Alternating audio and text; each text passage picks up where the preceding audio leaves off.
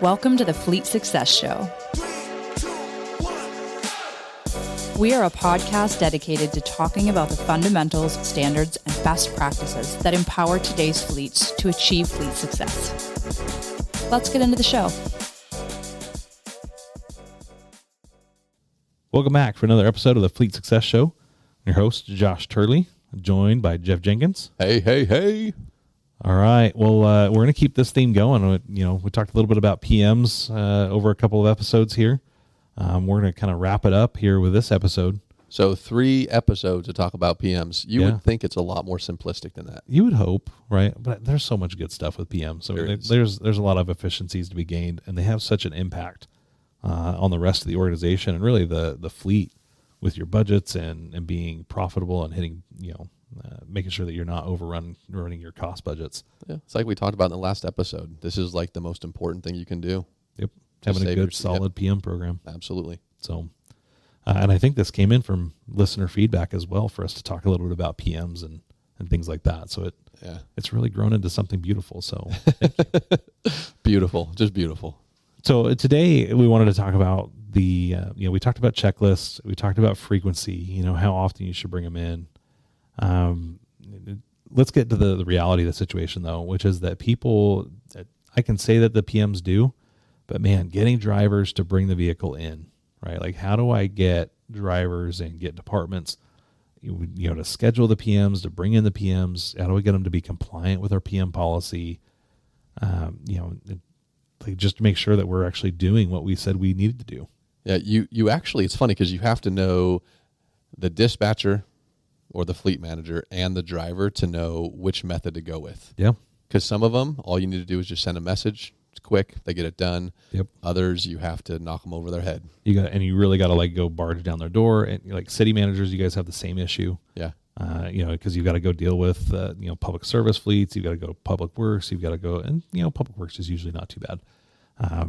But God bless our officers. But man, for whatever reason, they are notorious for, either bad entering mileage or not going in their vehicle in for a PM. Well, they're a little busy. I can understand why they wouldn't bring their vehicle in for a PM. Just a little bit. I mean, life or death, that kind of stuff. Yeah, just one of those things, right? But then, I think and why this topic is so fun too is because it hits so many different areas, right? PMs are a good part of risk management. PMs are a crucial part of resource efficiency. Mm-hmm. And honestly, for a good PM to work, you have to have really good stakeholder satisfaction. Like you've got to have all the things we talk about, which is interviewing stakeholders and having conversations with them about why fleet management's important and how you can help them in their jobs. Yep. And I think about the police officer, example. Boy, it'd really suck. You're in the middle of that high speed chase, and all of a sudden a wheel comes off, right? And all I think about is like the Chris Farley skit. All of a sudden, loses his brakes and goes flying off into the ravine. And family's on fire. I can't feel my legs. Here comes the meat wagon. Right? Whoa, man! New guy's in the corner puking his guts out. All because you wanted to save a couple of bucks, right? Devalidate. But I think that's the kind of conversation you almost have to have. Maybe not exactly in that, but I think it would be a great intro. You come in with that video and then talk about the importance of a PM program. And hey, we want to make sure the officers get home safely, that, they can bring the bad guys in when they need to, high speed chase, that the vehicle's reliable, quick, that it does what it needs to and performs at the best of its ability. Yep. But that means we've got to have PMs done on time. Right? Like we're partners in this. It's not, the fleet manager can't do this on their own. They've got to have dispatch on board. They've got to have the other departments on board. But that means the other departments and the dispatch, they've got to understand the impact on their job, right?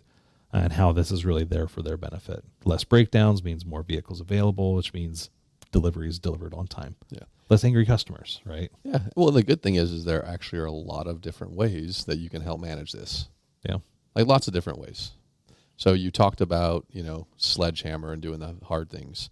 Here's what we would do. We would just go ahead and we'd make dispatch unavailable for a certain truck. You just red tag it, pull it out of service. Kind of. Back in like a dispatch system, you can make a truck unavailable. So as an operation division manager, something like that, or even a shop manager, you see that a truck's sitting at a shop, right, or a terminal, whatever you want to call it.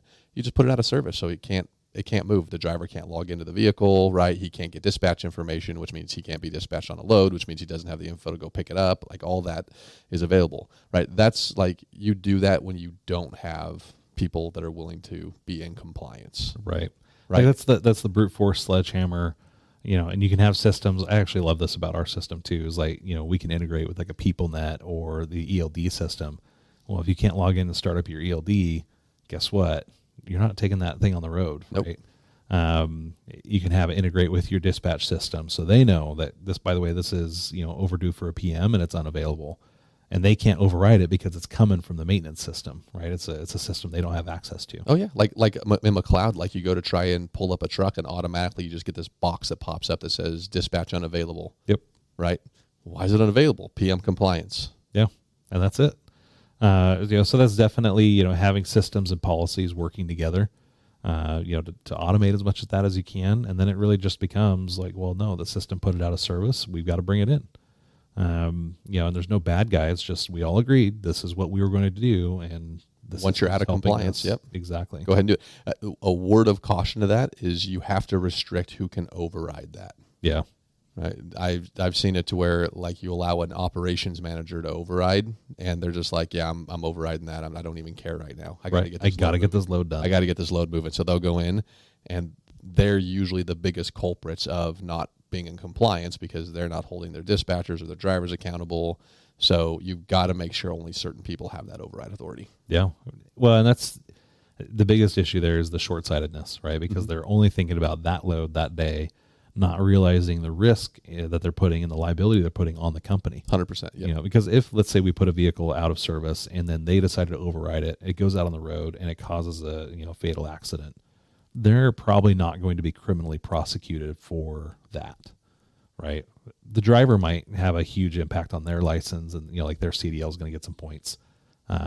But the company, like it's going to stick with the company, and the company as a whole is going to pay that bill. Yes, not the individual. The individual probably will not suffer too many consequences. Maybe they'll lose their job, right? But odds are there not going to be any criminal proceedings. They likely won't be sued civilly because it was the company's job to make sure they couldn't do that. Well, the company's got the money, not the individual. Exactly. And so you're going to see that like have policies that protect you from that kind of thing, right? Yep. Make sure that, it is limited to a certain few, and they had better have a really good reason for overriding it, and it can't just be, well, we have to make this delivery today. Otherwise, what's the point? Yep. I know one of the complaints that we usually get, like especially from drivers, is, well, I can't afford to wait, right? Yes. Like I get paid based on my mileage. There's no incentive for me to bring it to the shop and just sit around the shop and wait. And so one of the things you mentioned was like, hey, well, what if we could pay drivers to sit in the shop? Like we'll pay them for that in lieu of paying them for mileage. Give them an incentive, give them a reimbursement, just something to incentivize them to bring it in. Yeah. And it's not as much as they can make on the road. Right. But it's something. Right. So let's say a typical PM takes 2 to 3 hours. Yeah.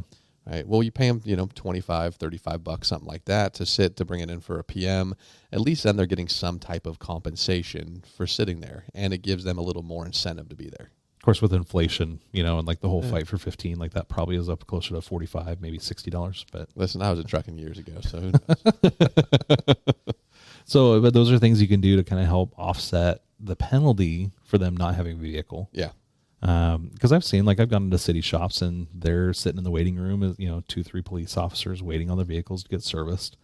And obviously, if they're sitting in the shop, they can't be out there doing their jobs, right? And so, but you have to give them some incentive to do it. And some of them do it just because they want to know they can rely on that equipment as much as they can rely on their sidearm, or as much as they can rely on any of their safety equipment, their bulletproof vest, their radio. Like they all want to make sure it's always working. Yeah. And so some of them just have that incentive. It's like, I need to bring this in because I want to make sure it's going to work. But if you do have that case, sometimes you can't afford to have them sitting around for 2 or 3 hours. So like a loaner vehicle might also be a good option. Most of the time, people don't like driving the loaner vehicle. But there's a way around that. And it's temporary, right? You're giving them a short route, right? Yeah. To where it's just a couple hours there and back, or a quick delivery, or whatever you're doing with them. You're just saying, hey, it's going to take us a couple hours to do this PM. Just take this, go make one quick trip, come back, and you get yours the same day. Most people hate loaners because when you take a loaner, they think I got to be in it for multiple days. Right. Like I'm never getting my vehicle back. Yeah. It's more of a, hey, I had a major breakdown. I've got an engine repair. It's going to take it. Right. Here's a loaner. Yeah. No, you can still use a loaner for a PM. Right. So you can still get out and make some money. Yeah. So the other thing that you could do too as a fleet manager is make sure your loaners are desirable. Right. Like they could be your nudist vehicles. They could be, just don't make them pieces of crap. Yeah. Take care of them. And you own those vehicles because that's your loaner program. If somebody's trashing or something like that, you don't want that to happen. But it's easy to know who was in it and you can hold them accountable to exactly, just like a rental. Yep.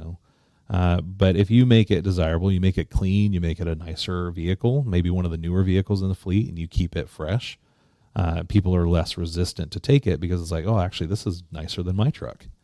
Or yeah, we're taking this police cruiser out, but I get to use the Charger, and I'm taking the Corvette out. Yeah, let's do that, right? And they enjoy it a little bit more. They're more incentivized to come in and bring their vehicle in. They know they won't get it long term, but hey, you get to take the Corvette out today. Good for you. So have a loaner program. Set up opportunities for them to earn more money, make it worthwhile for them, and not something that's detested. Another suggestion, right? And I've actually seen a lot of city fleets do this, is because they don't need as many vehicles in the off hours, right? Evenings, weekends, right? And so they'll actually schedule a lot of their PMs for overnight. And I know County of Kern used to do this. Is their downtime was really and it wasn't 8 hours a day, but it was essentially just the daylight hours, because they didn't really need a lot of public works vehicles in the middle of the night. And so they would schedule almost all their PMs at night just so that it would not hit their downtime numbers that they had to present to city council. Or in their case, it was a county board. Because if the vehicle's not needed, then it doesn't go against the availability percentage, because the vehicle was available when it was needed to be available. And so that was a way around for them to help their downtime numbers look better, because they're doing the PMs off hours. Yeah, in trucking, not so much nights, but weekends. Yeah, weekends are a big deal. If you can afford to throw it doesn't even have to be an all day, all weekend shift, right? You're going to call people in for 4 or 5 hours, schedule PMs so that you have guys just drop them off. They go home, do their home time.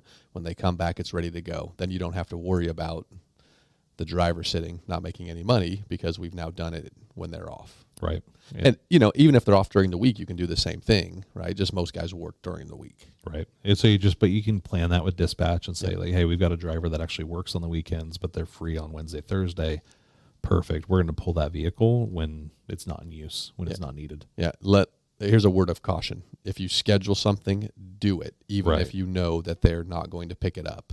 The worst thing that you're going to do to ruin this program is telling people you're going to do them when they're at home and then never having it completed because you got busy. Right. Like you've got to make we talk about priorities all the time, right? Yeah. You got to make it a priority, which means you got to make time for it. You can't let other things steal the time away from this to make it effective. Yep. Well, and that comes, I think that's a big part of why people don't do it, is that, we'll schedule the PM ahead of time, and then, the shop's too busy and they didn't get it done. Right. And I think what happens sometimes is we hope that our paths will cross. Right. And we call them up and we say, hey, by the way, your vehicle's due for PM. When you're around, bring it in. And then they're around and, we don't have any bays and we don't have anybody available to work on it. Try us again tomorrow. Well, what happens tomorrow? They're all doing their own thing, right? Or, and so you really do have to, plan ahead, schedule it, figure out how many hours, how many technicians you're going to need, and stick to the schedule, And if you have somebody call out sick or something like that, move somebody else to take over that, because it's more important to get your PMs done than it is to fix that one vehicle that's been in the shop for, 5 days already. Yeah. And you've got to continue to build that trust and rapport. Yeah. And that's, if you do what you say you're going to do and people know they can rely on you, you're going to have a lot more buy-in when it comes to rolling out a PM compliance program. Yep. Because they're going to be partners, not victims, The next thing that I really push people to do is, because a lot of people don't even know, right? They're like, oh yeah, we try to get the drivers in, but we're always behind on PMs, I feel like. And you can go look at a dashboard and I can tell you right now, how many PMs you did that were, how many PMs you have today that are either due today or they're overdue or they're due early, right? They're going to be due soon, but they're not ready yet. And you can look at that any day of the week. What I like to look at is when a PM was done, what was its status, right? Like, was it done early? Was it done late? And so when that actually gets completed, it would, take a snapshot of that and you get a compliance report. And it'll show you over the history of, like a year, okay, here's all the PMs and here's the status of that PM every time it was done. And so, are you running those reports? Are you looking at that in your system, right? Or can your system even do that? And if your system can't, give us a call, because our system does that. It's something we're really big on. You can tell how much we care about PMs. So, but it's one of those things that like we push and we say, you need to be, running PM compliance reports. And the good ones will let you do variances and things like that, because we've seen this, there's DOT regs, like state DOT regulations, especially for transit agencies, where they have to have, like the PM's got to be done within a 250 mile window, of that due date. Right. And I think, like you mentioned, company policies, you can have company policies around that as well. Yeah, there's usually a variance, a before or after variance, Yeah. to make sure that you have a little bit of a window, because things do happen. Right. You're never going to bring it in exactly like, oh, it was due at 5,681 miles and it's at 560.82. Oh, damn it. Right. Like now it's late. And so you give yourself some window and some grace in that period, in that variance window. But at the same time, making sure that that variance window is responsible. Mm-hmm. And you could do even like a percentage. If we have a 6,000 mile per PM, then that needs to be brought in within 300 miles. If it's a 12,000 mile PM, maybe that's closer to 1,000 miles, right? And so you can do like a percentage of PM window, whatever you call that, the PM meter interval. That's what we call that, is a PM interval. And so, using those compliance windows, running the reports, but just being aware, like last year, our PM compliance was, we did 80% of our PMs on time, 18% were late, and 2% were early, right? You want to try to avoid doing PMs early, but I rarely ever see anybody have a problem with that. It depends on how early though, right? Yeah. I mean, that's the thing. If you've got your variance and let's say it's 300 miles and you're doing all of them at like 800 miles before, you're over PMing, Yep. right? You're going to spend way too much money on PMs, and you're going to have the opposite issue of what we discussed in the other episode. And there's a reason why you have that window, right? Is to really help, nail down and say, no, we need to do it at this point. If you are over PMing, you think about this, and let's say that I was supposed to do 4 PMs in a year, but I ended up doing 5. Well, you multiply that. Let's say that by the life of the vehicle, you have that vehicle for 5-10 years. You're doing anywhere from 5 to 10 extra oil changes, right? And you call it maybe $100-$150 a pop that you're downing the vehicle. The cost of consumables, the cost of labor. How much is it actually costing you to down that vehicle and put it out of service? And you're doing that 10 extra times over the life of the vehicle. and most likely it's just not that vehicle. Yep. And now multiply it by 500, 1,000, right? That's just happening too. And you can see that over PMing can be a really quick way to hit some cost issues. Yep. So tracking your compliance, making sure that you're not doing them too much. And honestly, that, you can look at your scheduling and go back to your departments, track your PM compliance by department, track it by driver, track it by dispatcher. And see and look for those trends and say, hey, we're going to the police department and saying, you guys are doing amazing. Your PM compliance is 95%, where we're doing them on time. So, great job. Thank you. And then Public Works, hey guys, we're sitting at 80% compliance. Like, we could do better. And this is what's happening because we don't have the vehicles in when we need them. Right. And you go back to the stakeholder satisfaction part of the conversation, try to build that rapport, that partnership, and show them with real data, like this is the impact we're having because we're bringing in the lates. The thing I like about doing that and having every department is now you can have a competition. Right? Yes, I agree. Yep. Right? Like, hey, police department, amazing, 95%. Public Works, 80%. You guys could do better, right? Police is going to get the pizza this month. Just do stuff to like gamify it and make it a competition, because it's like, well, shoot, I'm not going to let them beat us. Yeah. Right? And then Parks is Rec is sitting over here in the background like, I'm at 97. But that's like, you do that and you get the departments kind of, because they all have fleet vehicles and they all have, needs for the fleet department. And they know too that if they help out fleet's going to help them out. Right. And there's just a reciprocal relationship there. But tracking your numbers. And if you don't know the numbers, start there. Just start there, figure out how many you're doing that are on time versus late versus early. Yeah, just create a baseline. Yeah. So, One of the things that helps too with, getting your stakeholders a little bit more bought in is if they know that you are doing it as quick as possible, right? Like they don't want to feel like you're wasting their time.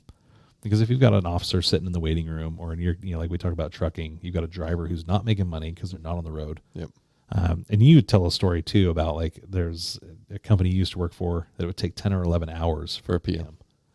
Ain't nobody want to sit around for 10 or 11 hours, right? So they just wouldn't do it. No, and there's like a lot of reasons. Sometimes that would actually take the mechanic that long because they get distracted, jump to another job, whatever the case may be. Not a priority. Yeah, not a priority at all, right? And because the response was always, we'll just go get a loaner. And we already talked about loaners. No one wants to do that for a 10-hour period of time. Yeah. So you lose that trust, and nobody wanted to come to the shop ever for anything.